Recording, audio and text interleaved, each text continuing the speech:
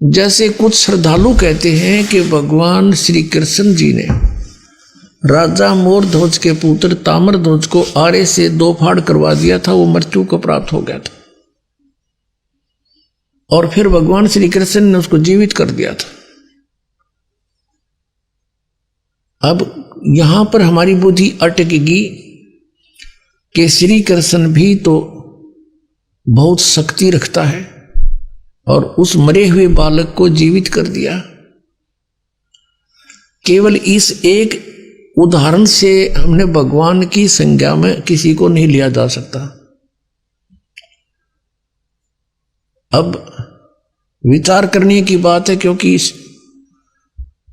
धर्मदास जी ने परमात्मा से यही प्रश्न किया था, कबीर भगवान से, कबीर परमेश्वर जी से, परम अक्षर ब्रह्म से, कि भगवान आप कह रहे हो कि इन भगवानों की पूजा का कोई लाभ नहीं, तो ऐसे मोरध्वज के पुत्र ताम्रध्वज को भगवान श्री कृष्ण जी ने जीवित कर दिया, विष्णु जी ने।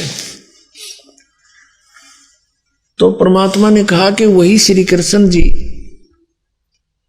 अपने सगे भांजे अभिमन्यु को जीवित नहीं कर सका, जो उसकी बहन का पुत्र था, सुभद्रा का पुत्र था, अर्जुन का पुत्र था। सुभद्रा अर्जुन से विवाही थी।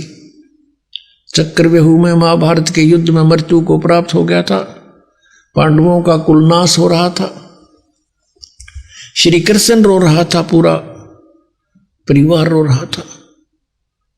सुभद्रा टक्कर मार रही थी, श्री कृष्ण जीवित नहीं कर सके।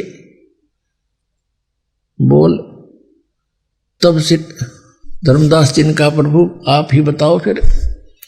तब परमेश्वर ने कहा कि इतनी शक्ति है इनमें, किसी के कटे जैसे आप पे कटवाया जाके जीवित कर दिया, क्योंकि ताम्रध्वज की आयु शेष थी और अभिमन्यु की आयु थी नहीं, उसके प्रारब्ध में इतनी ही आयु थी, इसमें ऐसे ही मृत्यु लिखी थी, जिस कारण से श्री कृष्ण वहां पर फेल हो गया। ये संस्कार चेंज नहीं कर सकते, बदल नहीं सकते।